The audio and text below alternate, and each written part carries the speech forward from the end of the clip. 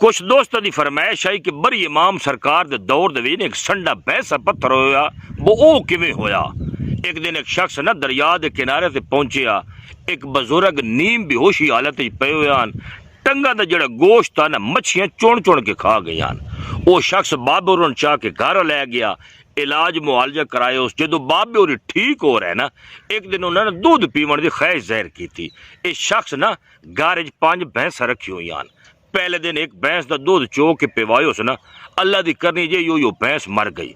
दूसरे दिन बाबे और वध दूध मंगया, दूई भैंस का चो के पिवायो वो भी मर गई। हत्ता कि 5 दिन 5 भैंसा का दूध पिवायो, 5 दी 5 ही मर गई।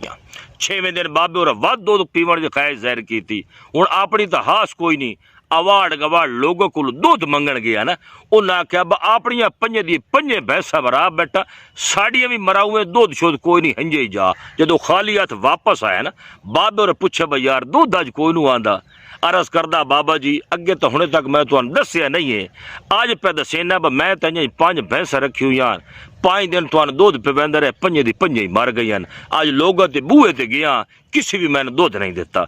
बाबे और फरमाया रस्सियां उन्होंने पईयां नहीं, आधा जनाब पईयां। बाबे और फरमाया इंज कर रस्सियां लैके चला जा दरिया ते, बिस्मिल्लाह पढ़ के रस्सियां दरिया दे विच वगा दई, उरा मुंह करके वापस टोर पई। याद रखी पिछू न वेखी। और जो दरिया ते गया ना रस्सियां वगाई, उस पिछे तो जो टुर पिया ना पिछू अल्लाह के हुक्म नाल भैंसा दी कतार लग गई।